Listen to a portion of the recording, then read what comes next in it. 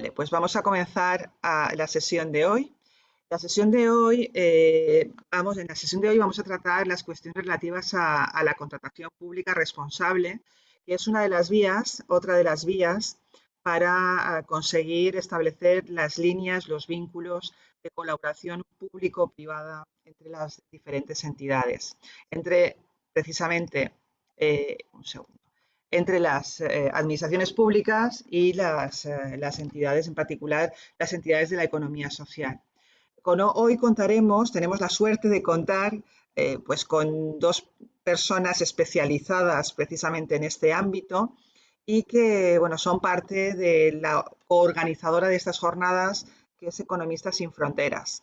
Recordad que estas jornadas, este curso, pues se puede realizar, se puede desarrollar gracias a la colaboración de la Consejería Exacto, de sí. Economía Sostenible, Sectores Productivos, un segundo, a ver, vale, Sectores Productivos de la Consejería de Economía, Sectores Productivos de la Generalitat Valenciana, porque sin la financiación, bueno, pues no sería posible llevar a cabo esta actividad y que se enmarca dentro de las diferentes actividades que organizamos desde el Instituto Universitario de Economía Social, Cooperativismo y Emprendimiento, y de hecho ya llevamos con esta la quinta sesión de nuestro curso de Economía Social y Solidaria, que más que un curso que empezó siendo un curso pensado para iniciar a los estudiantes fundamentalmente en el ámbito de la economía social, se está convirtiendo en realidad en un foro de reflexión, en el que no solo se incorporan estudiantes, sino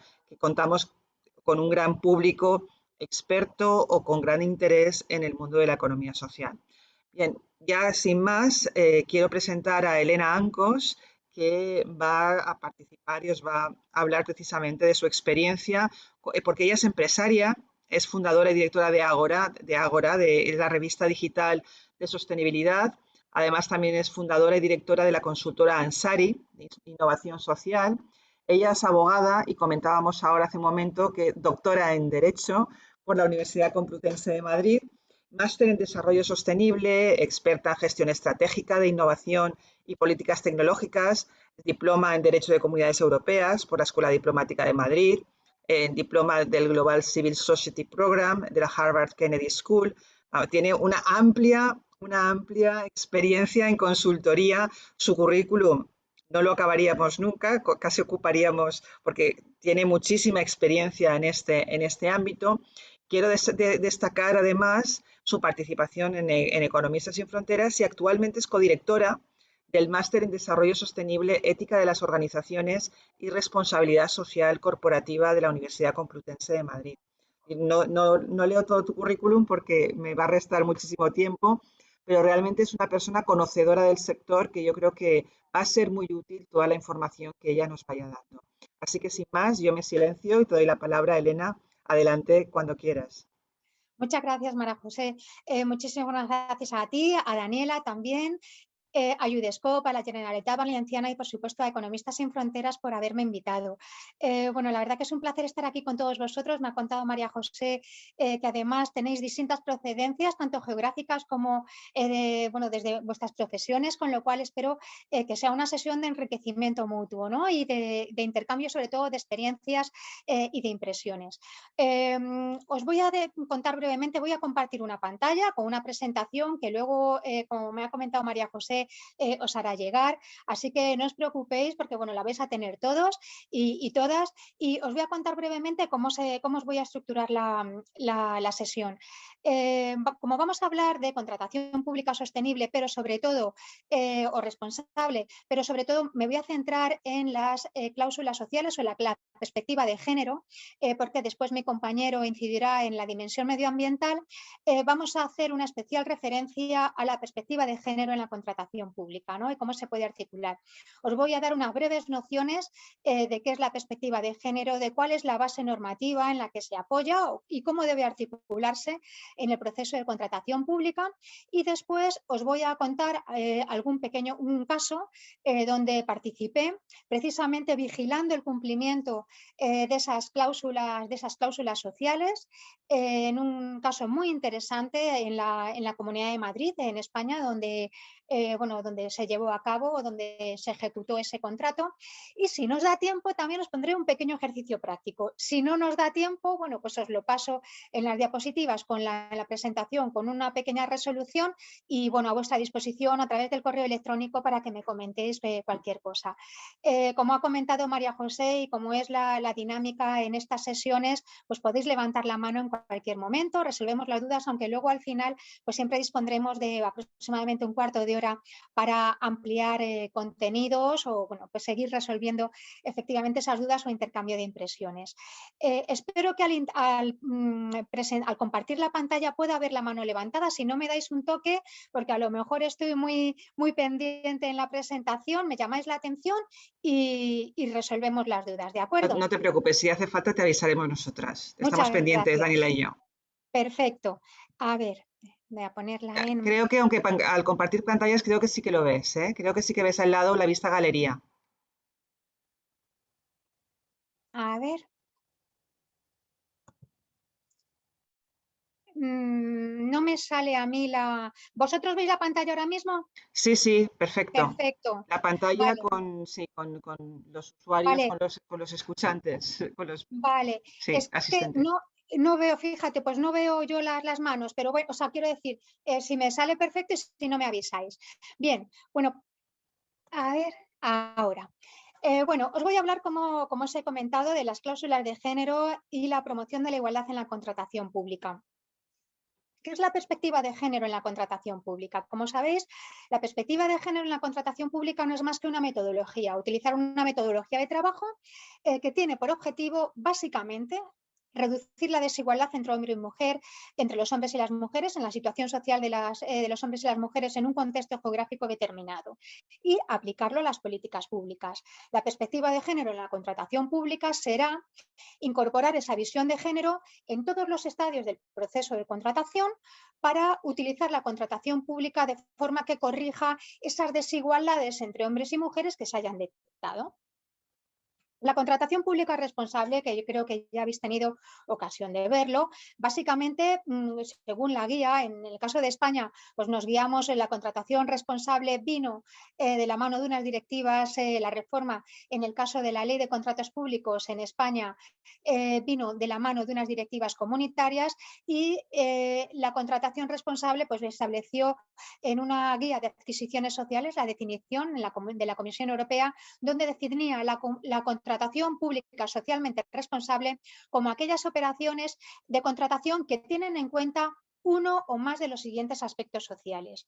Podemos atender a las oportunidades en el empleo, al trabajo digno, al cumplimiento de los derechos sociales y laborales, a la inclusión social, la igualdad de oportunidades, también en sentido amplio, un diseño accesible para todos, en el caso, por ejemplo, de personas con algún tipo de discapacidad, por ejemplo, funcional, y en general la consideración de criterios de sostenibilidad y o de responsabilidad social de las empresas.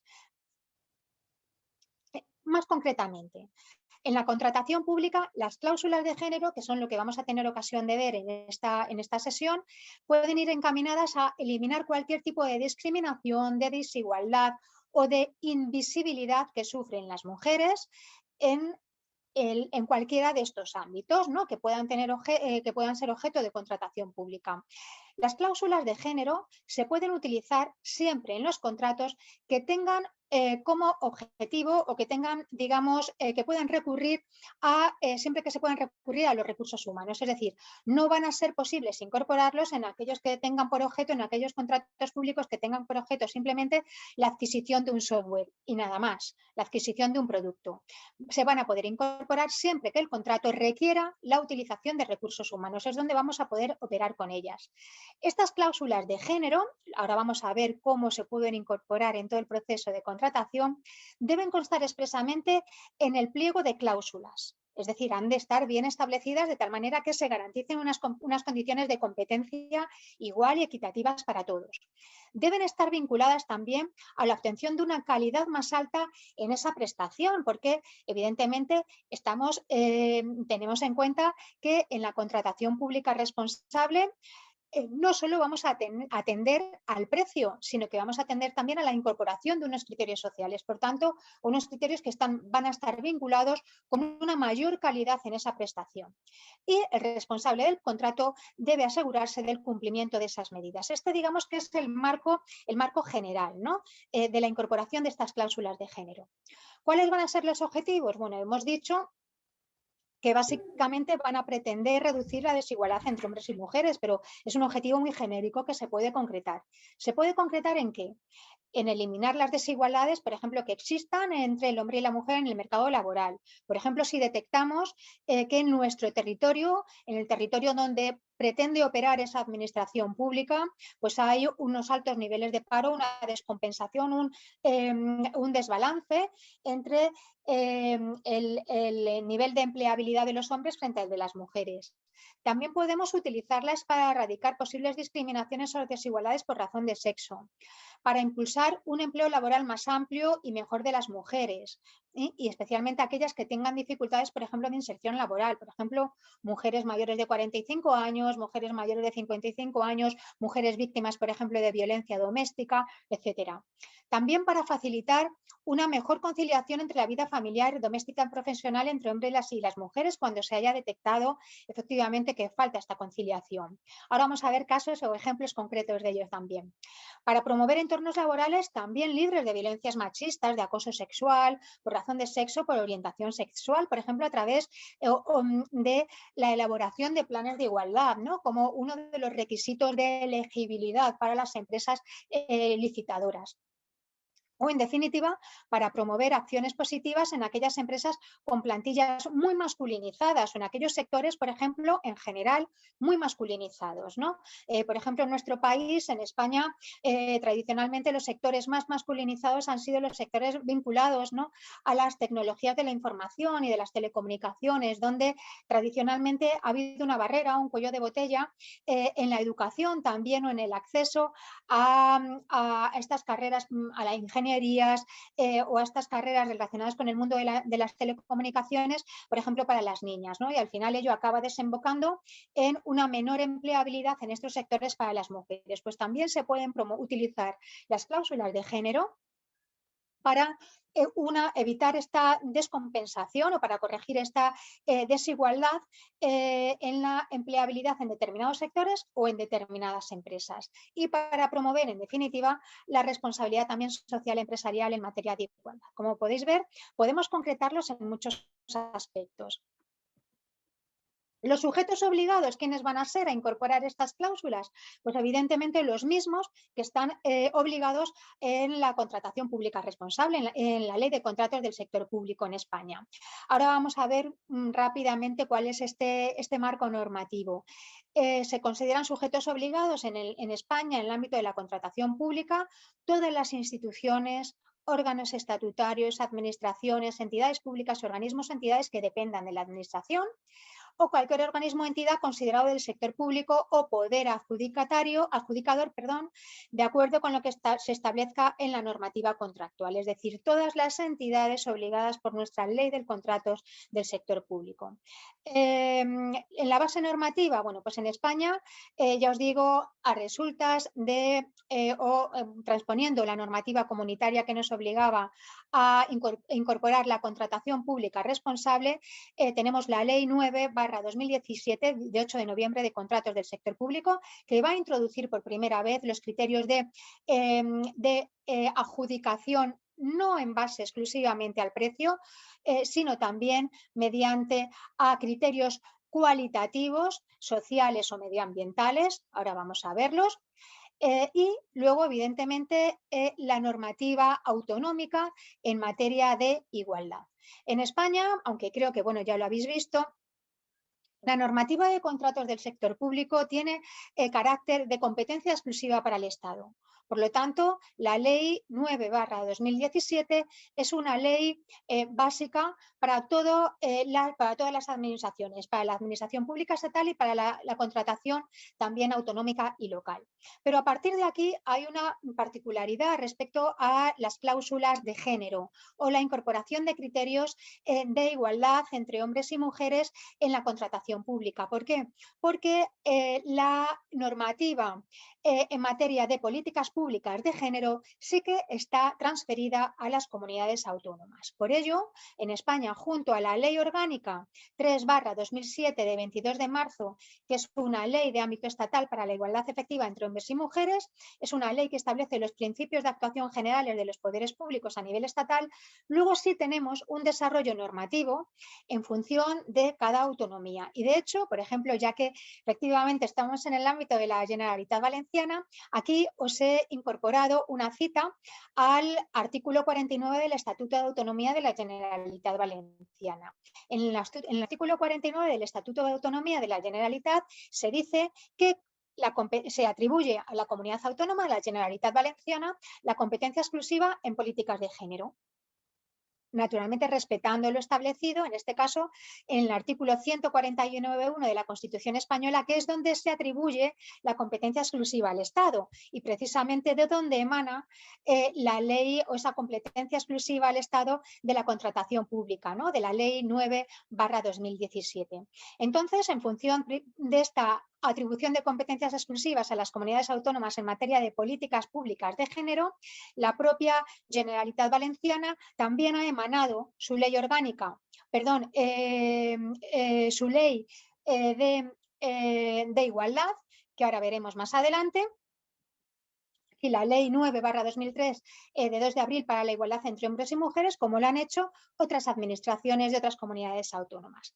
En esta ley de igualdad entre hombres y mujeres en la Generalitat Valenciana, por ejemplo, os cito algunos artículos, pero se recoge expresamente en varios artículos del capítulo 3 la igualdad en el ámbito laboral, por ejemplo, como una política pública por parte de la Generalitat. Por ejemplo, en el artículo 13, el acceso al empleo en condiciones de igualdad. En el artículo 14, la igualdad entre hombres y mujeres con discapacidad. O un artículo, por ejemplo, muy interesante, el artículo 15, las medidas de fomento del empleo, donde se establece que el Consell de la Generalitat incorporará a los planes de empleo valencianos medidas específicas de igualdad para favorecer el acceso a las mujeres a su primer trabajo, para favorecer el acceso a las mujeres mayores de 45 años que no hayan desarrollado nunca un trabajo fuera del hogar, el retorno al mercado de trabajo de aquellas mujeres que lo abandonaron para cuidar de su descendencia, personas mayores o personas dependientes, etcétera. Es decir, aquí básicamente, como podéis ver en este artículo, ya se están conteniendo ese posible contenido de esas cláusulas de igualdad que nosotros vamos a poder incorporar en la contratación pública, ¿de acuerdo? Incluso, por ejemplo, pues aquí en el apartado segundo, esos programas de formación profesional, fomento del empleo, conciliación de vida familiar y laboral, que como recordaréis antes lo hemos mencionado como una de esas posibles medidas también de cláusulas de igualdad. Por ejemplo, en el artículo 16, la Ley Valenciana de Igualdad, que también atribuye a la Generalitat la implementación o políticas de promoción de planes de igualdad con perspectiva de género, o el artículo 46, que propiamente dedica en esta ley, se dedica al fomento de la igualdad en el ámbito de la contratación. ¿Veis? Entonces, digamos que estos son tanto la ley que atribuye al Estado la competencia exclusiva en contratos del sector público, como la combinación con las leyes de igualdad de las administraciones de las comunidades autónomas, van a ser el marco en el que nos vamos a poder mover para articular todas estas cláusulas de género en la contratación pública. ¿Tenéis alguna duda hasta ahora? No hay ninguna duda, ¿no? Todo Bien, claro, bueno, pues muy bien. continuamos. Y si no, después volvemos. Pero además os he incorporado, bueno, pues un texto que está muy calentito, porque este texto además, bueno, pues se publicó la semana pasada, como sabéis, en el plan en España. Estamos, bueno, pues uno de los grandes temas ahora en las noticias es el plan, famoso plan de reestructuración y resiliencia que el gobierno ha tenido que mandar, bueno, que el viernes mandó precisamente a Bruselas en su versión definitiva. Como sabéis, se ha publicado una versión de 386 páginas aproximadamente, que la podéis ver en la página, bueno, del gobierno de la Moncloa, donde se contiene este texto. Sabéis que el texto definitivo del plan de reestructuración y resiliencia es mucho más amplio, todavía no se ha publicado, esperemos que se haga por mor de la transparencia, pero aquí se recoge también un texto, un párrafo muy interesante, tanto para la ejecución de estos planes de reestructuración y resiliencia que se ha marcado el gobierno, de estos objetivos que se ha marcado el gobierno, como de las políticas que tienen que incorporar también, o que vamos a tener que incorporar, bueno, todos los que queramos, todas las empresas o entidades que quieran licitar y las administraciones públicas a este gran volumen de fondos que se va a poner a disposición de todas las administraciones. Así, por ejemplo, en este párrafo segundo, dentro de los procedimientos transversales de fomento de la igualdad de género y oportunidades, os he resaltado lo siguiente. Se logrará un impacto, el gobierno se ha marcado, lograr un impacto de género positivo en la sociedad mediante la aplicación de la transversalidad y la igualdad de oportunidades en la contratación pública. Este va a ser un mandato no solo que tienen que utilizar los poderes públicos en sus convocatorias de subvenciones o de ayudas, sino que también tenemos los demás operadores que queramos concurrir con nuestros proyectos, nuevos contratos, que demostrar, ¿de acuerdo? Es decir, que el impulso de la contratación pública socialmente responsable y esta dimensión transversal de género no solo se va a imponer en muchos proyectos, en las subvenciones y en las ayudas públicas que se convoquen, sino que además va a ser un objeto de medición y de ejecución de todas ellas. Por tanto, esta perspectiva transversal de género, además sabéis que es una de las políticas pilares o políticas palancas, la promoción de la igualdad y la de la transversalidad también en este plan de España puede. Por tanto, cada vez más presente la transversalidad y la igualdad de género en la contratación pública. Bueno, ya hemos pasado, digamos, o ya hemos establecido este marco, este contexto general de las cláusulas de género en la contratación pública, pero ahora ya vamos a ir al grano, es decir, vamos a adentrarnos ya en los pliegos, en los procesos de contratación para materializar, para visibilizar bien cómo podemos incorporar y por qué, sobre todo, podemos incorporar estas cláusulas de género en la contratación pública. De forma genérica, es decir, abstrayéndonos un poco de la contratación en cualquier política pública, hay tres aspectos claves a analizar. Es decir, cuando queremos abordar esta dimensión transversal, esta dimensión de las políticas de género. En primer lugar, cualquier operador público tiene que analizar una situación de partida que esté en cualquier administración, tiene que analizar la situación de partida entre los hombres y mujeres en un determinado territorio. Es decir, hay que hacer una búsqueda de información cuantitativa y cualitativa sobre los diferentes aspectos que atañen a esa situación, a su posible situación de igualdad o desigualdad. Es decir, hay que ver cuál es cuántos hombres y mujeres hay en un determinado área de intervención, cuál es la situación de unos y de otros, cuáles son los recursos también que tiene el propio operador para poder trabajar o intervenir en esa situación determinada, pero también para, sobre todo, identificar cuáles son los problemas ante los que nos encontramos. Si no nos encontramos con ningún problema, digamos, que merezca la pena esa intervención, pues efectivamente no vamos a operar. Pero sobre todo se trata de utilizar las políticas públicas para que sean efectivas. Y eso implica de partida un análisis de la situación de partida, de la situación de intervención. En segundo lugar, hay que ver si ya hemos detectado, por ejemplo, un problema. Imaginaos, por ejemplo, que tenemos, pues eso, un 55, un 60%, un 70% de mujeres mayores de 45 años que están desempleadas. Un ejemplo. O mujeres, por ejemplo, o un alto porcentaje de mujeres que han sufrido violencia doméstica y a las que probablemente, bueno, pues haya que facilitar esa independencia económica para que puedan rehacer su vida. Bueno, pues tenemos ahí, digamos, dos puntos de partida que merecen una intervención pública.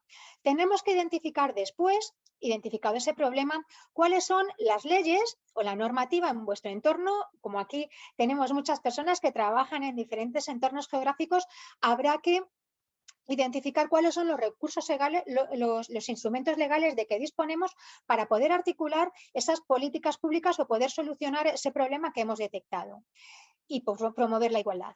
Y en tercer lugar, con un problema detectado y con unos determinados instrumentos normativos, formular propuestas de mejora. ¿De acuerdo? Pues bien, trasladamos ese esquema general a la contratación pública. En la contratación pública va a ser exactamente lo mismo, es decir, tenemos que hacer una evaluación previa de cuál es el objeto del contrato y el ámbito de la prestación que se quiere contratar, si existen desigualdades que queramos corregir. Debemos identificar después cómo podemos corregir estas desigualdades mediante la incorporación de cláusulas de igualdad en la contratación y después escoger con esas cláusulas de igualdad que ahora vamos a ver, os vamos a poner ejemplos, ¿de acuerdo? De esas cláusulas de igualdad, cuáles nos vienen mejor según en qué fase del proyecto de la fase de contratación.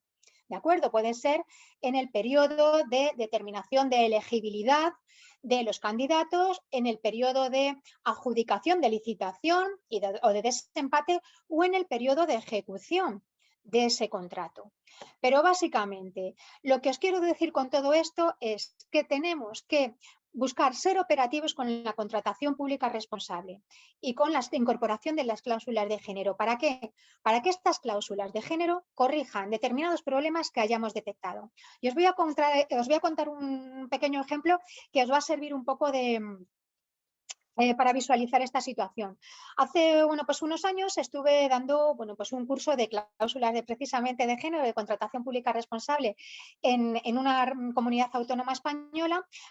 Era básicamente, la audiencia eran entidades sobre todo del tercer sector.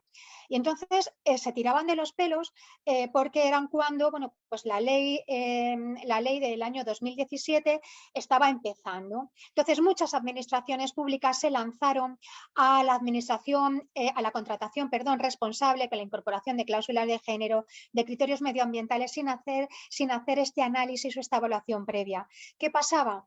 Que había una gran masa de entidades sociales que tenían vocación para concurrir a esos proyectos, pero la administración no había hecho este análisis o este estudio previo de los problemas de antemano, no había hecho un análisis riguroso. ¿Qué ocurrió?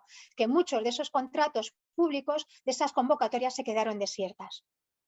Pero se quedaron desiertas precisamente no porque no hubiera entidades sociales que querían concurrir, sino porque ese análisis previo no se hizo adecuadamente. Es decir, no se identificaron esos problemas concretamente, ni tampoco se identificaron las herramientas técnicas para incorporar esas cláusulas de forma correcta en los pliegos de contratación. Entonces, por eso es tan importante hacer esta evaluación previa, este diagnóstico, ajustarlo con los requisitos legales, con las herramientas legales de que disponemos para que efectivamente solucionemos ese problema social que queremos resolver. Bien, ¿tenéis alguna duda hasta aquí? ¿No? De momento todo muy bien. Bueno, espero que espero que por lo menos... Si no, irán asimilando todos los contenidos que estás dando. Bueno, bien. Con este marco, ¿dónde o en qué fases del proceso de contratación podemos incluir las cláusulas de igualdad de género? Si desmenuzáramos el proceso de contratación en varias etapas, tendríamos las siguientes. La definición del objeto del contrato, imaginar o visualizar los pliegos, ¿de acuerdo? Los pliegos de las cláusulas administrativas. Bueno, y de condiciones generales y los pliegos especiales, ¿no? Bueno, pues tenemos la definición del objeto del contrato. Ahora vamos a explicar lo que es la fase de selección, es decir, donde establecemos los requisitos que queremos que tengan las entidades que quieran concurrir. La fase de licitación, que es donde establecemos, donde se reúne la mesa de contratación abre las plicas y entonces ve efectivamente qué candidatos son los más adecuados o no. Entonces ahí tenemos unos criterios de adjudicación y criterios de desempate. Y la fase de ejecución del contrato, ¿no? Ahí entrarían las condiciones especiales de ejecución o también la posibilidad de que la empresa adjudicataria subcontrate con terceras empresas, ¿de acuerdo? Bueno, pues podemos incluir cláusulas de género en todas y cada una de estas fases del proceso de contratación, ¿de acuerdo? Ahora veremos, pero cuáles son las condiciones. En la definición del objeto del contrato. El objeto del contrato va a integrar aquellas prestaciones que se deben dar en virtud del contrato en cualquiera de sus aspectos y en cualquiera de su ciclo de vida. Es decir, en el objeto del contrato vamos a decir básicamente si el contrato consiste en un contrato de obra, en una prestación de servicios y vamos a definir exactamente qué es lo que quiere el poder adjudicador. ¿De acuerdo? Es muy importante y siempre se recomienda incluir expresamente la perspectiva de género en el objeto de los contratos que tengan un contenido social. Si se puede. Ya hemos dicho que la perspectiva de género tenía vocación de incorporarse en aquellos contratos que requerían de utilización de recursos humanos, no en aquellos en los que simplemente es compro 200 equipos informáticos o 200 sillas, ¿de acuerdo? Pero si van a ser contratos donde se requiera la utilización en un determinado volumen u otro, bien sea mediante adjudicación directa o subcontratación de recursos humanos, es recomendable siempre incorporar desde la misma definición del objeto del contrato, ahora veremos cómo, con algunos ejemplos, estas cláusulas ya de género, esta perspectiva de género. ¿Por qué? Porque se ha dado el caso, sobre todo por una cuestión básica, para no o para permitir una igualdad de competencia o de igualdad de concurrencia entre todos los licitadores, que no exista discriminación. ¿Y cómo se demuestra esto? Esto se demuestra siempre que se demuestre que es coherente la incorporación de cláusulas de género con el objeto del contrato. Es decir, que no estamos metiéndolo porque sí, de forma arbitraria, sino que hay un estrecho vínculo entre lo que queremos y lo que pretende ese contrato y la incorporación de cláusulas de género. Por ello, siempre... Precisamente, Perdona. sí, yo creo que eso debe ser complicadísimo también porque, claro, esa discriminación positiva, normalmente todo ha vinculado esa posibilidad de no alterar las reglas de la competencia si lo vinculamos estrechamente con el objeto. Es decir, yo creo que sería una de las excusas para alterar esas reglas de la competencia de manera, pero sí, porque es la única opción que tenemos. Es decir, incorporar ese tipo de cláusulas siempre, siempre, siempre que conste en el objeto. Y el objeto tiene que estar a su vez vinculado con la actividad que va a desarrollar esa entidad, entiendo yo, Sí, mira, ¿no? además, hay sí, varias observaciones hay.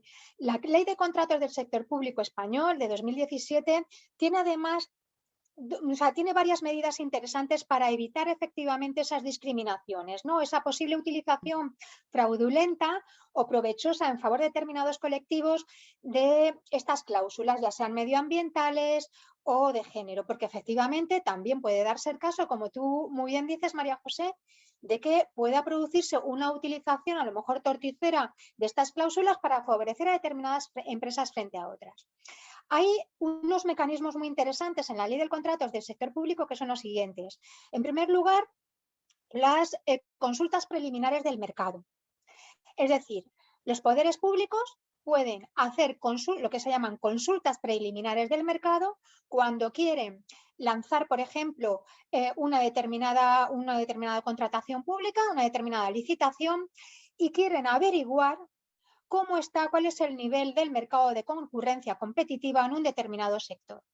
Estas consultas preliminares del mercado son consultas públicas que se hacen de forma previa al establecimiento de los pliegos de cláusulas administrativas, pero que sirven para, digamos, hacer una llamada a los posibles licitadores, son evidentemente públicas, y se dice, a ver, por ejemplo, ¿quiénes queremos lanzar, o por ejemplo, vamos a poner el ayuntamiento de Benidorm está interesado o tiene interés en lanzar una contratación pública, pues por ejemplo, sobre, pues en materia, por ejemplo, de 5G, ¿no? De redes 5G. ¿no? Y no sabemos cuántas empresas hay en nuestro ámbito, en el ámbito del ayuntamiento, del término municipal de Benidorm, que puedan concurrir o de fuera, ¿no? Entonces, esas consultas preliminares del mercado le sirven a la administración para saber, para saber en principio cómo está el nivel de competencia, si tiene que hacer efectivamente un tipo de contratación u otra, un contrato, bueno, pues en fin, un contrato restringido, con publicidad, sin publicidad, etcétera, etcétera. Y también, efectivamente, afinar mucho más, especialmente, por ejemplo, en aquellos contratos que tienen unas condiciones técnicas mucho más complicadas, ¿no? Porque se adecúa, digamos, a lo que está ya en el mercado y, digamos, que no se queda obsoleto, por ejemplo, en un determinado ámbito. Pero luego también está otra herramienta que son las expresiones de interés. En las expresiones de interés, digamos que es un proceso, digamos, distinto, en el que también las administraciones públicas o los sujetos obligados según la ley del contrato, la ley de contratos, lo que hacen es decir, vamos o tenemos intención en lanzar esta licitación, ¿cuántas empresas o entidades estarían interesadas en presentarse? Estas herramientas permiten, en principio, abrir la competencia en un determinado objeto del contrato de forma no discriminatoria y de forma competitiva a todas las entidades interesadas, y también permiten afinar mucho más también en los pliegos, en la definición del objeto del contrato y en la redacción de los pliegos de cláusulas generales y particulares. Pero efectivamente, y luego una tercera vertiente, como tú decías, se ha dado efectivamente el caso y sobre todo se dio en algunos contratos eléctricos, precisamente, además, ya que me has comentado, María José, que estabas también trabajando en esos temas, por ejemplo, en el ámbito del Ayuntamiento de Barcelona, creo recordar que cuando lanzaron, fue un caso además donde se impugnó precisamente en una licitación sobre un servicio de electricidad en el área municipal de Barcelona, con energías renovables, con un tanto por ciento de energías renovables para la prestación del servicio de suministro eléctrico a la ciudad de Barcelona, se impugnó esa licitación porque no estaba establecido un tanto por ciento de energías renovables en las condiciones de adjudicación, pero no se definió lo suficientemente, no se justificó con el objeto del contrato, ni tampoco con la necesidad de que tuviera un determinado tanto por ciento. Y se impugnaron esos pliegos. Entonces, por ello, es muy interesante que siempre que incorporemos cláusulas sociales o medioambientales se demuestre en primer lugar esa necesidad, esa coherencia, y para ello debemos partir siempre o tenemos que tener la precaución de incluirlos también, que estén vinculados ese suministro, ese servicio o esa obra con el objeto del contrato y con las cláusulas sociales o medioambientales que tengamos que incorporar. Bueno, voy a acelerar un poquito más. Por ejemplo, si la perspectiva de género forma parte de la finalidad y el contenido de esa prestación, como hemos dicho, se debe incluir o se puede incluir expresamente en la definición del objeto contractual esa mención. Por ejemplo, es objeto de este contrato la elaboración de un programa de igualdad en un ámbito o sector específico, por ejemplo.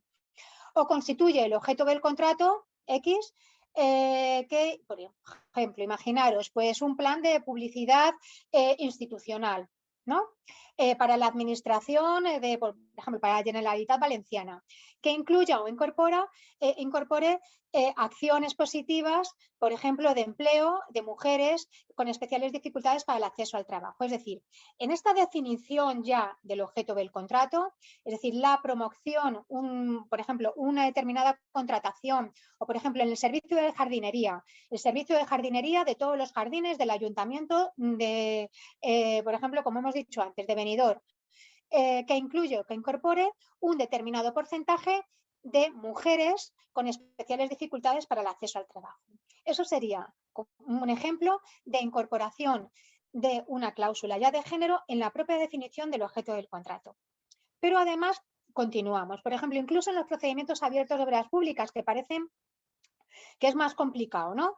Os he rescatado aquí un ejemplo, una cláusula 2 de un pliego que, como podéis ver aquí al final, ya estaba operando antes de la entrada en vigor de la ley del 2017. Este era el texto refundido de la Ley de Contratos del Sector Público anterior, de 2011, pero que ya alguna administración pública, en este caso el Gobierno vasco, ya incorporaba cláusulas de género. ¿De acuerdo? Este era un contrato de construcción y explotación de una obra, pero donde también incorporaba expresamente dentro de ese contrato de obras una pequeña mención. En este caso, como vais a ver, es muy genérica, pero ya salvaba, digamos, esa mención, esa incorporación de la transversalidad, de la dimensión de género, que luego desarrollaban las siguientes fases de los pliegos.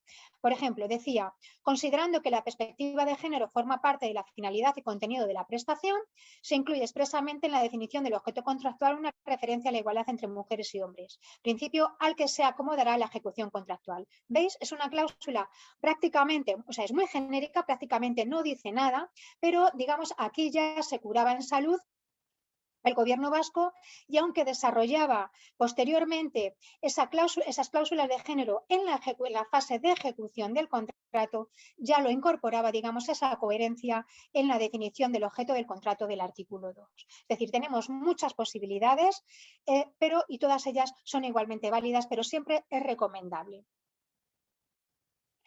Recordáis que antes decíamos que se podían incorporar las cláusulas de género en la definición del objeto del contrato y también en la siguiente fase, ¿no?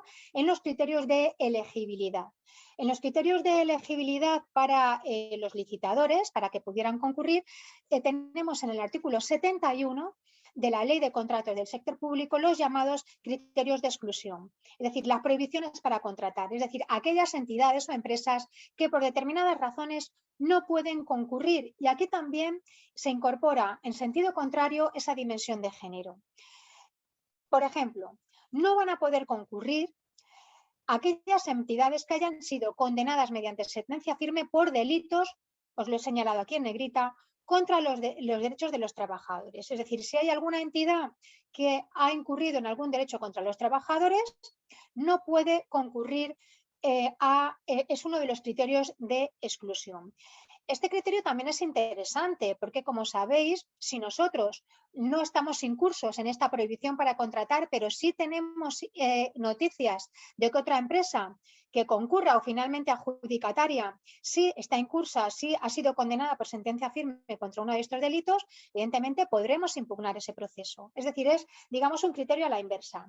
Pero también no por sentencia firme, sino aquellas entidades que hayan sido sancionadas administrativamente, no de forma penal, sino de forma administrativa, con carácter firme, como infracción grave también en materia de derechos laborales o de igualdad de oportunidades y no discriminación de las personas con discapacidad.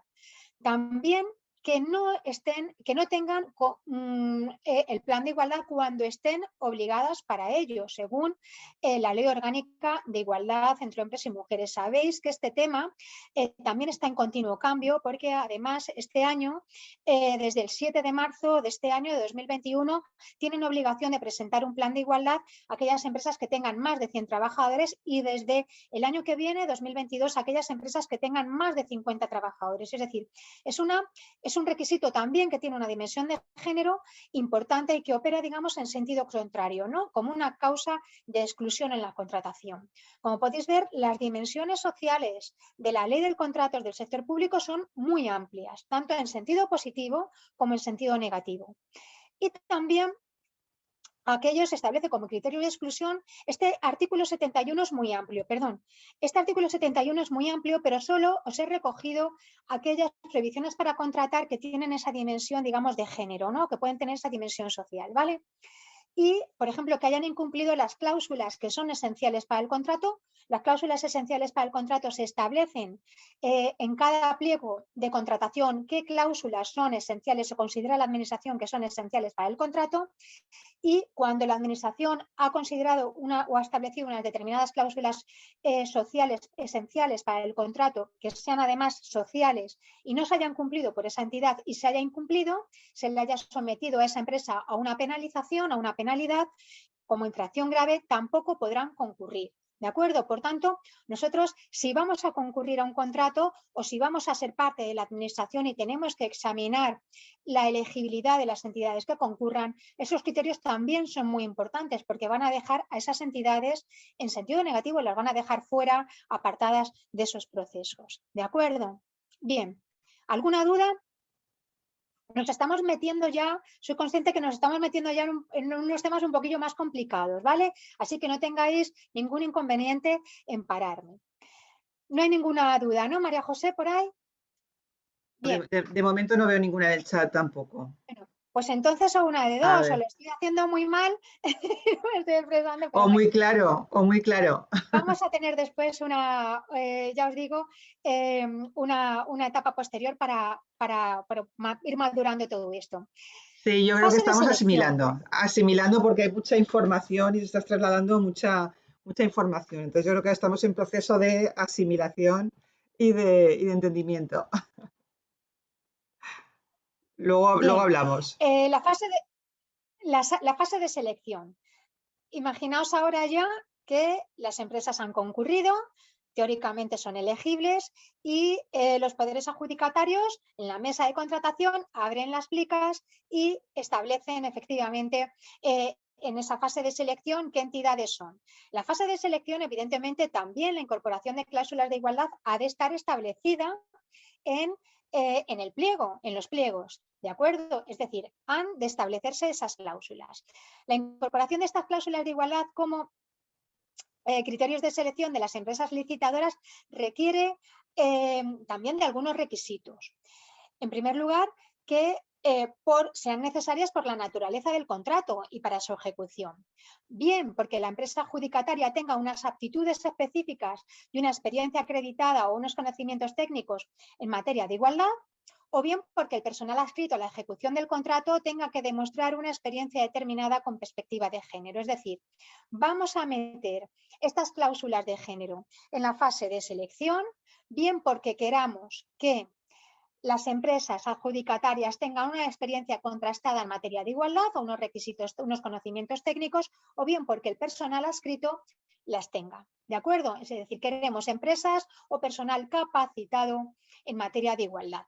Y así lo vamos a establecer y les vamos a adjudicar unos determinados puntos en función de que cumplan o no estos requisitos. Luego lo vamos a ver también con algún ejemplo. ¿Cuáles son las condiciones que deben reunir estos criterios? Estos criterios deben estar determinados en la legislación aplicable, es decir, no deben ser criterios arbitrarios. ¿De acuerdo? No nos los podemos inventar. Tienen que ser criterios técnicos y justificados legalmente. Nuevamente deben estar vinculados al objeto del contrato, de ahí esa coherencia que os decía antes entre el objeto del contrato y las cláusulas de género que vayamos incorporando en todas las fases. Es decir, no pueden ser arbitrarias. Por ello, no podemos ni con carácter general ni en todos los contratos incorporar estas cláusulas de género, sino que tienen que estar justificadas, tanto legalmente como operativamente con el objeto del contrato.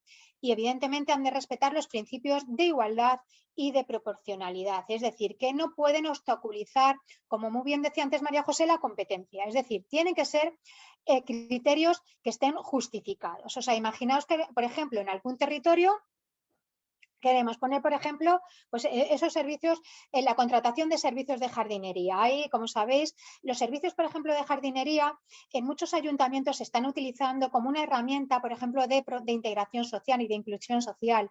Por ejemplo, en materia de discapacidad o en materia, por ejemplo, de empleabilidad de personas con una determinada edad o que no tienen mucha formación, ¿no? Entonces, es una herramienta muy interesante para promover, para la inclusión de cláusulas sociales. Pues bien, no podemos pretender, por ejemplo, que entren o establecer, por ejemplo, un umbral muy alto en los requisitos técnicos de las empresas licitadoras, por ejemplo, una experiencia de más de 20 años en materia de igualdad, cuando es un criterio a lo mejor totalmente desproporcionado para el tejido empresarial que puede concurrir en ese ámbito, ¿de acuerdo? Es decir, tiene que ser un criterio proporcionado al objeto del contrato también y al tejido empresarial en el que nos estamos encontrando, ¿no? Y también a la legislación aplicable. Si solo hay una empresa que puede concurrir porque pongamos el umbral muy alto, pues evidentemente eso ya puede ser causa de impugnación de esas cláusulas, ¿no? Y de esos pliegos, porque a lo mejor efectivamente se está favoreciendo a una empresa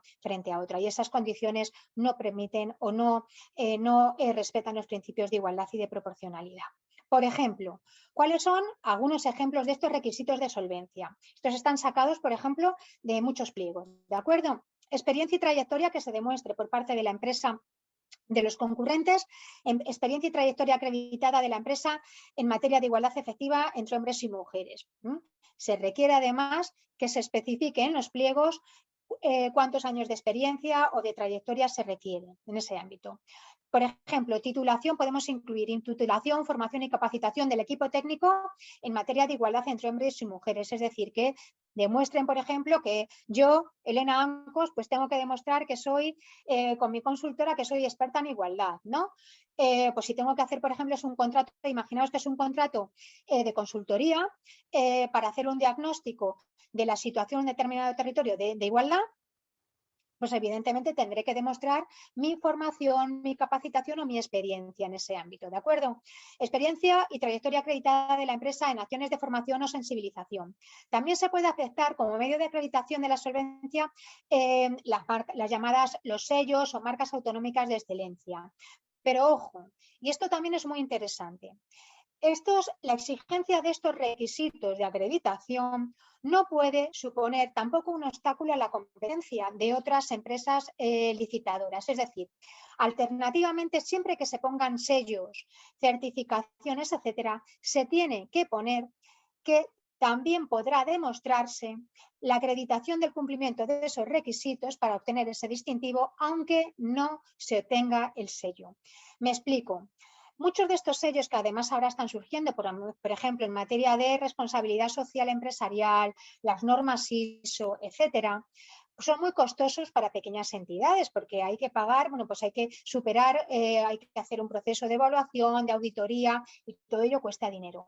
Con el fin de no evitar o de no delimitar la concurrencia en el mercado, y en este caso la posible presentación de ofertas por varios licitadores, siempre que se exijan estos sellos o marcas, que evidentemente para la administración son muy fáciles y muy interesantes porque evidentemente nos soluciona muchas veces la comprobación de que estas entidades tienen determinados requisitos, siempre se tiene que expresar junto a la acreditación de estos sellos la siguiente coletilla: o alternativamente la acreditación del cumplimiento de las condiciones necesarias para adquirirlo. Es decir, yo, por ejemplo, si tengo una consultora modesta, no hace falta que tenga un determinado sello, pero puedo demostrar a través, por ejemplo, imaginaos que no tengo un certificado de eficiencia energética, pero, por ejemplo, puedo demostrar que tengo en las instalaciones de mi despacho tantas luces LED, que reciclo papel, etcétera, etcétera. ¿De acuerdo? Evidentemente va a ser un mayor papeleo por mi parte,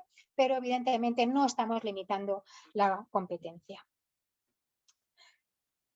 En la fase de licitación, los criterios de adjudicación, ya no estamos en la fase de solvencia técnica, sino en la fase de adjudicación.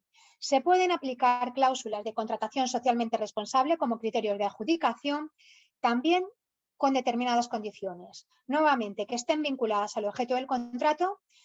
Se pueden incorporar en cualquiera de las fases del ciclo de vida, es decir, puedo incorporarlas en la fase del inicio del contrato, de ejecución, de finalización, etcétera, de comercialización, por ejemplo, de un producto, de puesta en marcha, etcétera. Deben ser específicas y objetivamente cuantificables, es decir, nuevamente se trata de evitar esa discriminación, esa posible arbitrariedad por parte de los poderes públicos. Deben estar establecidas en los pliegos, es decir, deben ser objetivas y también, naturalmente, deben cumplir los requisitos de la legislación europea y nacional vigentes. Por ejemplo, estos criterios de adjudicación, estos requisitos de los criterios de adjudicación, que ya hemos dicho es que deben ser legales, establecerse en los pliegos y naturalmente deben fijarse en el anuncio de la convocatoria, están recogidos en el artículo 145 de la Ley de Contratos del Sector Público. El artículo 145 es un artículo muy interesante cuya lectura os recomiendo, que establece básicamente que los criterios para la gran diferencia, establece básicamente la gran diferencia que supone esta ley de contratos del sector público de 2017 frente a la ley, al texto refundido anterior. Y es que, como establece aquí, como veis aquí, en el artículo 145.2 establece que la adjudicación de los contratos en el sector público se va a tener en cuenta de acuerdo con la relación calidad-precio, la mejor relación calidad-precio, no en base al precio, como se hacía antes, aunque antes se podían tenerse en cuenta también de forma adicional criterios de calidad, sino que ahora el criterio determinante es la mejor relación calidad-precio. Este nuevo criterio de adjudicación también está establecido en el artículo 131.2 de la Ley de Contratos del Sector Público. Es decir, la adjudicación de los contratos del sector público se realizará de forma ordinaria utilizando esta pluralidad de criterios de adjudicación basados en la mejor relación calidad-precio. Y solo excepcionalmente se podrá utilizar siempre que la Administración lo justifique, tal como establece el 145.1, basado en la mejor relación coste-eficacia, en base al precio y el coste. Pero ese va a ser un criterio excepcional. Aquí en la nueva ley de contratos del sector público, lo ordinario, lo natural, es que sea en base a esa relación calidad-precio, esta mejor relación calidad-precio. Bueno, y os preguntaréis, ¿cuáles son estos requisitos que pueden incorporarse en base a esta relación de calidad?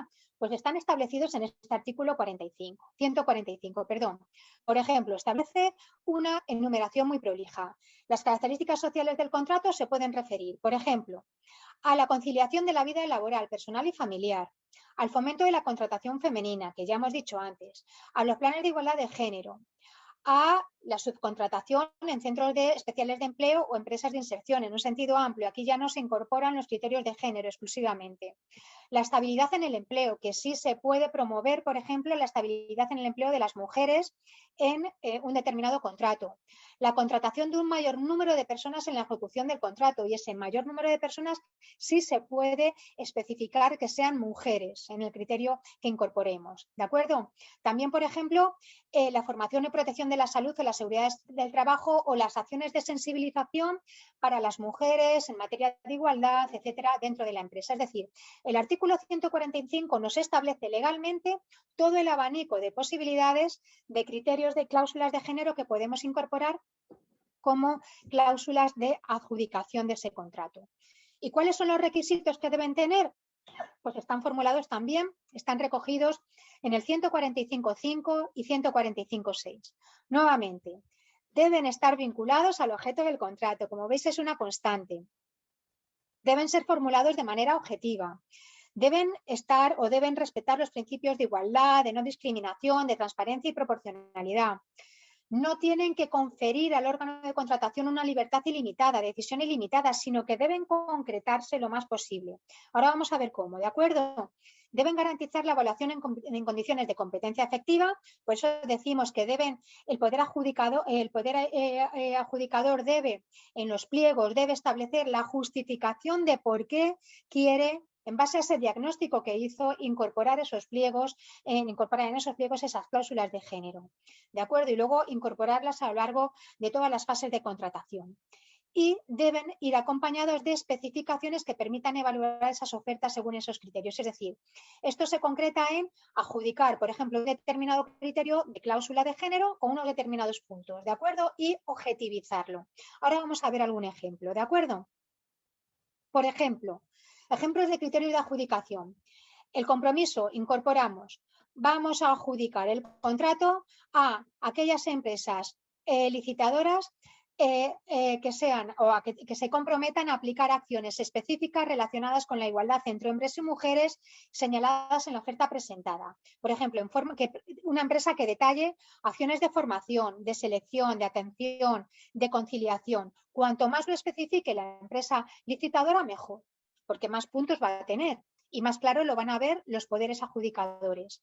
El compromiso de la empresa licitadora de contratar para la ejecución del contrato a un tanto por ciento de la plantilla formada por mujeres, siempre que su adscripción sea para la ejecución de la prestación.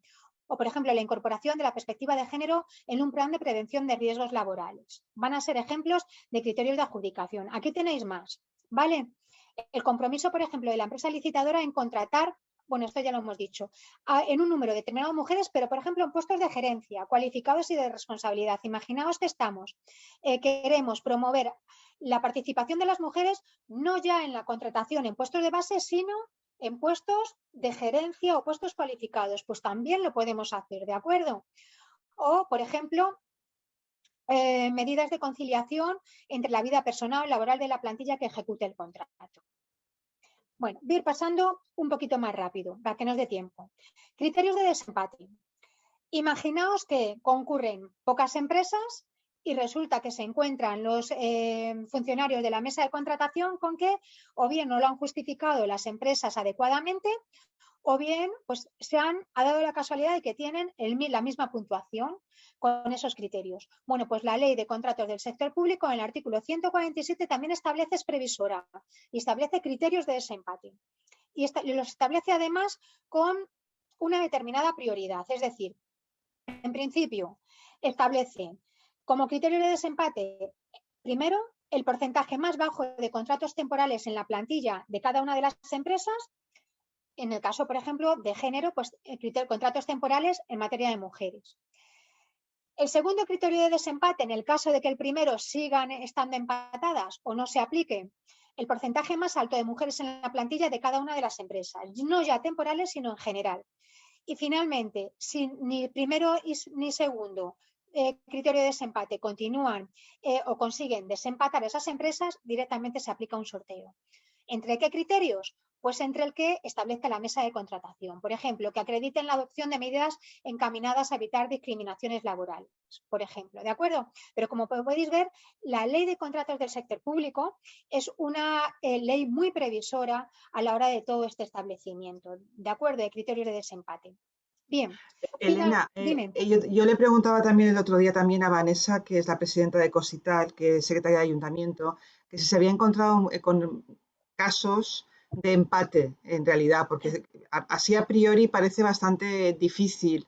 Entonces dice que no suele ser habitual, pero que alguno sí que había visto, sobre todo cuando, claro, van a máximos y no hay una puntuación concreta por cada una de los elementos. No sé si tú en tu experiencia te has encontrado con estas situaciones Sí, he en visto alguna ocasión. alguno. Al sorteo no han llegado, pero sí es cierto que efectivamente depende mucho de las administraciones. En España también hay un tema muy delicado. Vamos a ver. Y esto os lo digo también en base a la experiencia. En grandes contratos, en España, y eso os podéis ir a la ley, a la Comisión Nacional de Mercado de las Competencias, a las multas que impone, podéis ver que desgraciadamente es una constante en la Comisión Nacional de Mercado de la Competencia imponer multas por cárteles a las empresas, también en los contratos de que llegan a acuerdos para repartirse el mercado en los contratos del sector público. ¿Qué quiero decir con ello? Yo sí que me he encontrado con esa situación. Me he encontrado con algunas licitaciones donde incluso después de haberse hecho esa consulta preliminar del mercado o incluso esas expresiones de interés por parte de los poderes adjudicadores, se presentan expresiones de interés varias empresas, pero luego finalmente a lo mejor solo se presenta una. ¿Qué quiero decir?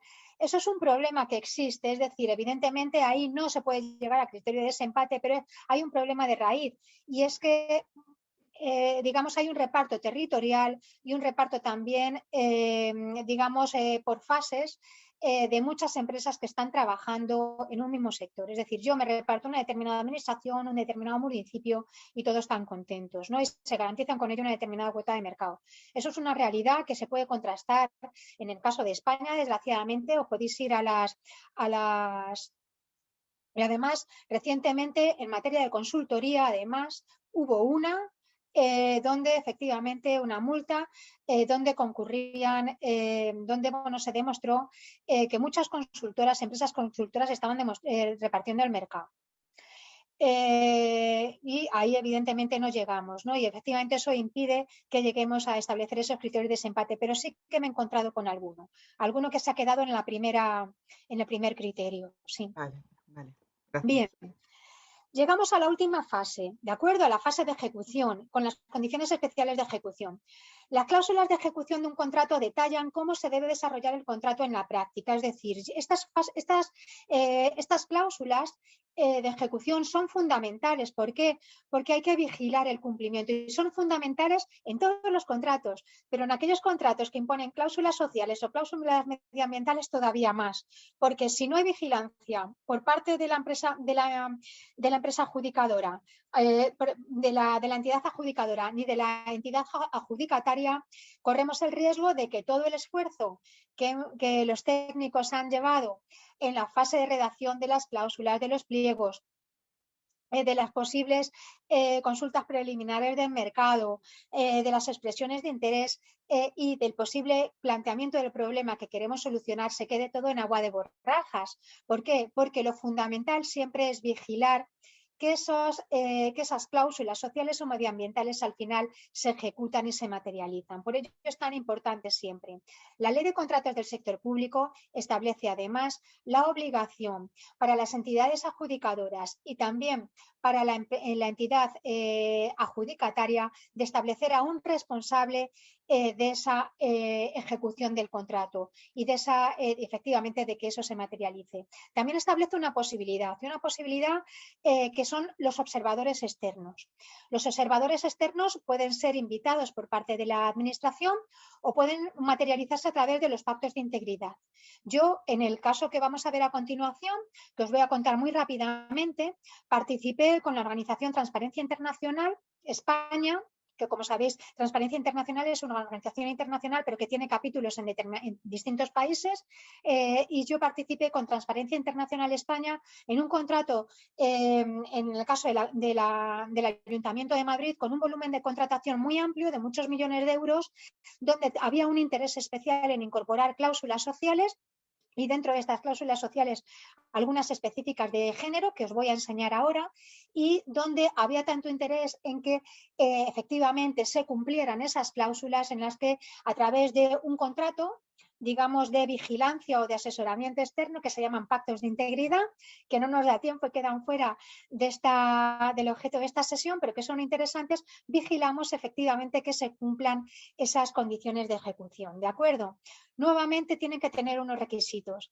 Estas condiciones de ejecución tienen que estar vinculadas con ese proceso específico de producción, de prestación o de comercio, es decir, siempre para evitar efectivamente esta discriminación o esta arbitrariedad por parte de los poderes públicos, ¿de acuerdo? Y que se cumpla realmente la finalidad del contrato. Por ejemplo, aquellas que nuevamente el artículo 202 en su apartado segundo de la Ley de Contratos del Sector Público también establece cuáles son las condiciones formales que deben cumplir las distintas cláusulas sociales y de género, en este caso, en la ejecución del contrato, y también qué tipo de consideraciones sociales se pueden incorporar. Nuevamente, como requisitos, el ya clásico de que estén vinculadas al objeto del contrato, que no sean discriminatorias ni directa ni indirectamente, que sean compatibles con el derecho comunitario y con las normas nacionales y que se indiquen en el asunto de licitación y los pliegos. Como podéis ver, pues es bastante lógico y ya es una constante respecto a las cláusulas que se incorporen en otras fases anteriores. Como por ejemplo, pues lo vamos a tener también en el artículo 202, que favorezcan la conciliación del trabajo, que combatan el paro que afecta a las mujeres, que favorezcan la aplicación de medidas que fomenten la igualdad entre hombres y mujeres en el mercado laboral, en sentido genérico, etcétera. Por ejemplo, condiciones de ejecución. Por ejemplo, que nuevamente que se especifique un tanto por ciento de nuevas contrataciones para la prestación de ese contrato y que sean mujeres, que se especifique un tanto por ciento de contrataciones en trabajos cualificados para mujeres, que un determinado tanto por ciento de esas mujeres contratadas se demuestre que sean mujeres en situación de especial vulnerabilidad, que se establezcan medidas de conciliación, etcétera. ¿De acuerdo? Bueno, aquí os dejo un amplio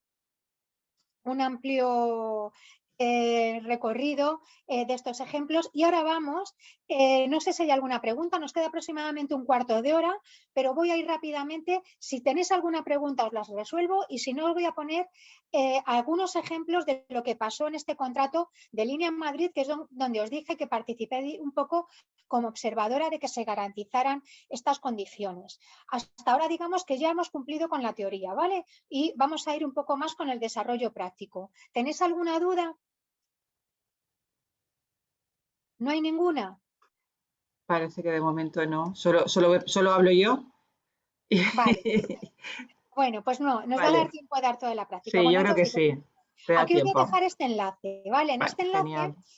que os decía, están estos llamados pactos de integridad, ¿vale? El pacto de integridad, digo, es esa forma, digamos, jurídica de articular esa evaluación externa por parte de estos observadores. Éramos un equipo, el contrato de Línea Madrid, para que os hagáis una idea, es el contrato de atención tanto presencial como telefónica que hace el Ayuntamiento de Madrid de todos sus servicios con todos los ciudadanos que viven en la ciudad de Madrid. Estamos en el ámbito del ayuntamiento, ¿de acuerdo? En la ciudad de Madrid. Era un contrato muy complejo. ¿Por qué? Porque desde un punto de vista técnico incluye el call center y la implementación de un servicio, además, que en el caso de Madrid tenía que ofrecer traducción en un montón de idiomas, porque Madrid es una ciudad multicultural, entonces tenía que ofrecer atención telefónica a las 24 horas en muchos idiomas, multilingüe, atención telefónica y presencial, ya os digo, con la recogida de incidencias, la resolución de incidencias, también a través de redes sociales, que era una incorporación, una novedad en este contrato, un servicio desde un punto de vista de telecomunicaciones con la última tecnología. Entonces, para la evaluación, digamos, de la ejecución de ese contrato, se incorporó un especialista en telecomunicaciones, un especialista en derecho laboral, un especialista en contratación pública y también un especialista en comunicación. Entonces yo formaba parte de ese equipo y teníamos que, a través de ese, firmamos nuestro contrato también con Transparencia Internacional y con el Ayuntamiento de Madrid y la idea era que el Ayuntamiento de Madrid quería incorporar esas cláusulas sociales en sentido amplio y dentro de esas cláusulas sociales, cláusulas de género en este contrato de Línea Madrid. ¿Por qué quería incorporar cláusulas de género y cláusulas sociales? Pues por una sencilla razón.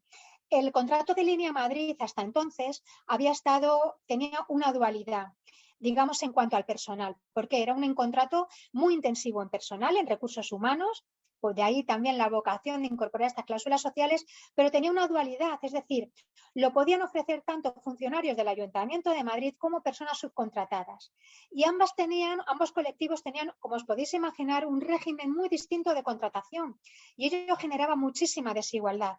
Los funcionarios tenían su régimen de funcionario, del EBEP, con sus salarios, y la subcontrata que tuvo en un determinado momento que apuntarse a ofrecer ese servicio tenía unas condiciones de subcontratación muy distintas. Y ello causó mucha conflictividad social.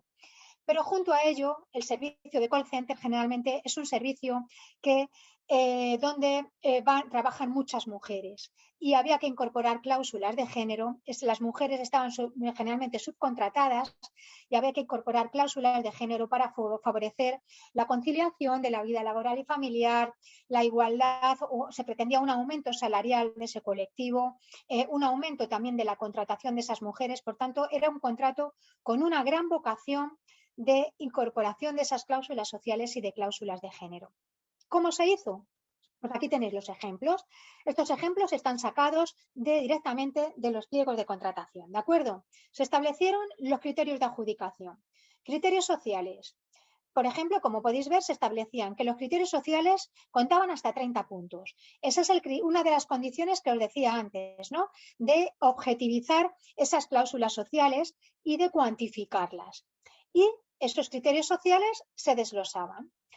Por ejemplo, la mejora del sistema de remuneración y cuantía salarial contaba hasta 15 puntos. Y aquí se establecían a continuación cuáles eran esos criterios de adjudicación que tenían que demostrar las empresas. Por ejemplo, por el compromiso de la empresa durante todo el periodo de ejecución del contrato, este era un contrato a 4 años, de mejorar las condiciones de remuneración y cuantía salarial contenidas en el contrato de trabajo con carácter anual para estas personas, agentes, supervisores y técnicos de formación y calidad. Es decir, como podéis ver aquí, era muy interesante porque esta mejora salarial iba desde los, digamos, los estadios más altos, los técnicos, los supervisores, hasta los agentes. Los agentes eran las personas que están con los cascos puestos todo el día o prestando el servicio de atención presencial. ¿De acuerdo?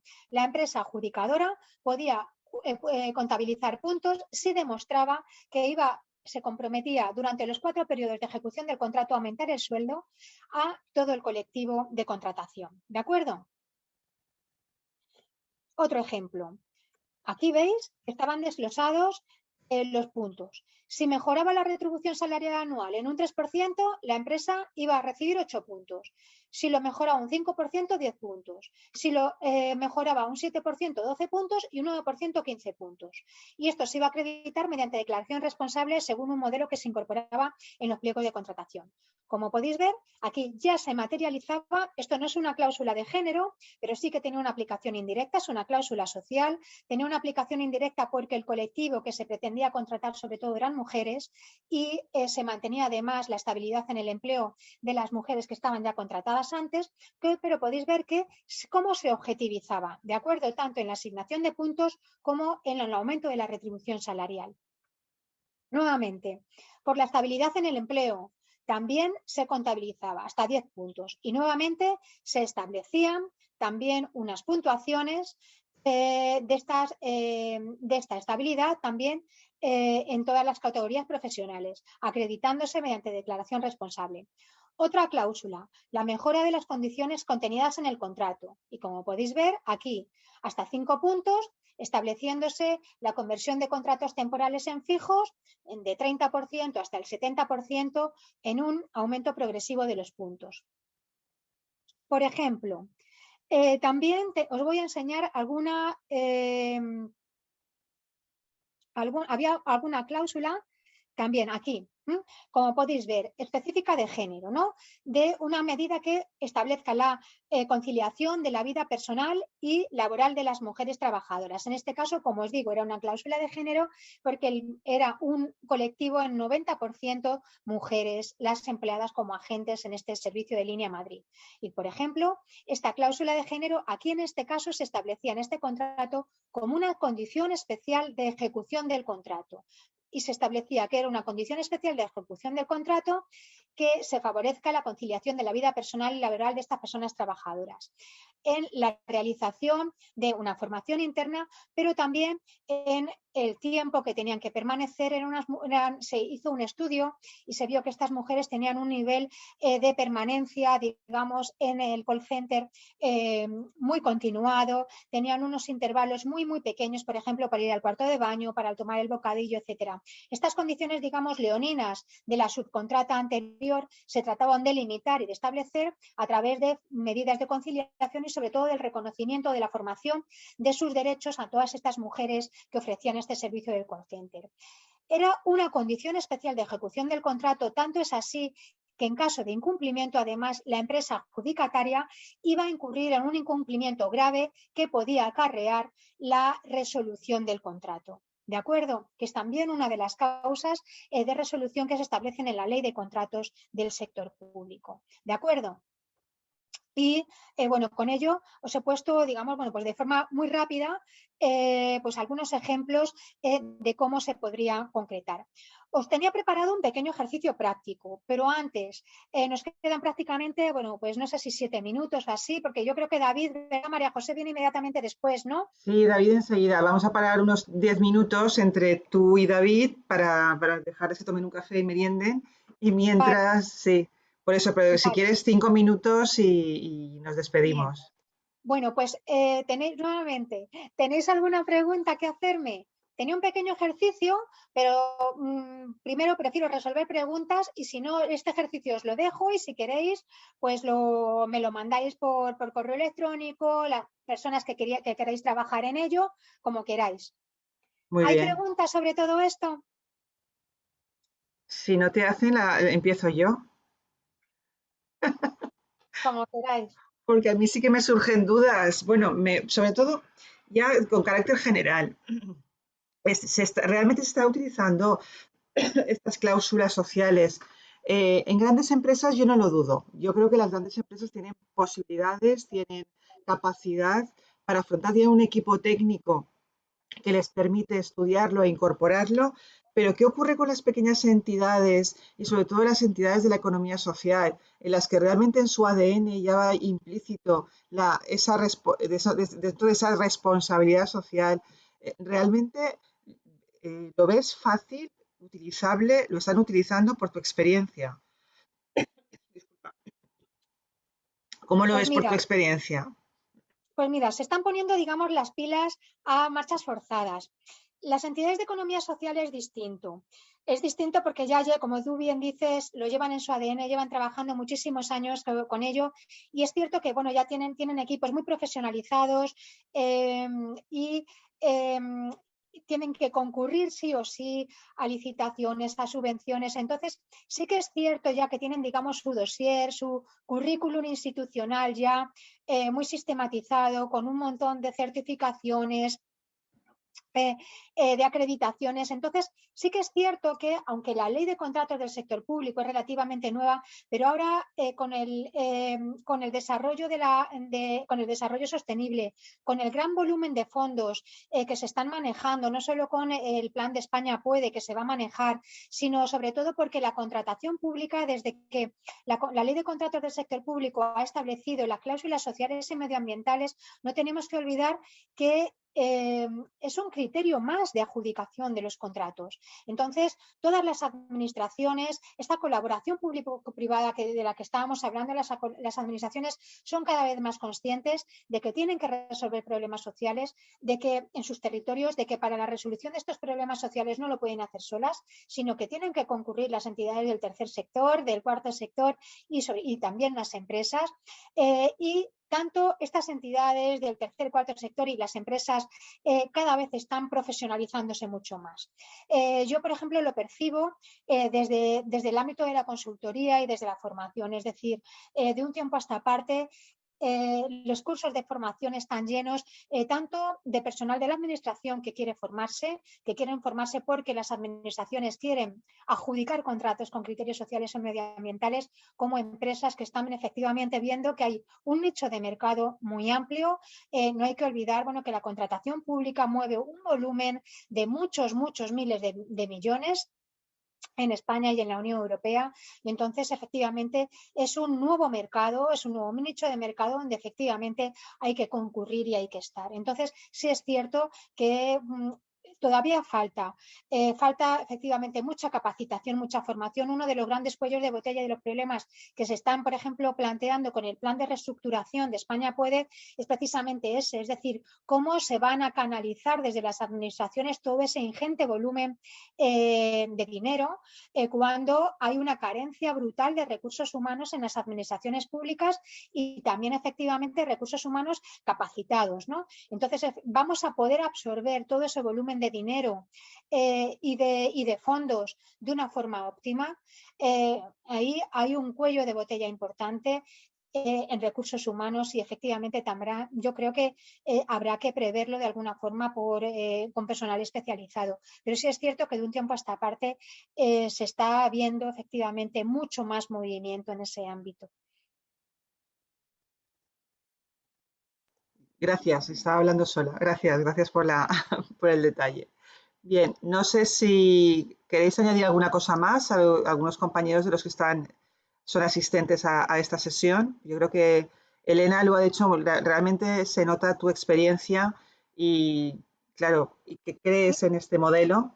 Os voy a dejar, os voy a pasar la presentación, pero os voy a dejar también mi correo electrónico, porque Muy alguna bien, persona tiene alguna duda que tengáis total libertad para plantearla, ¿de acuerdo? genial. Desde Chile te mandan saludos, que gracias por ser tan clara y por ese espacio. Ay, nada, muchas gracias a vosotros por la atención y espero no haber sido demasiado plomo. Es un tema muy complejo, pero bueno, espero y que tiene mucha complejidad técnica, pero bueno, espero que con la presentación podáis madurarlo lo suficientemente y ya os digo, a vuestra disposición para lo que queráis.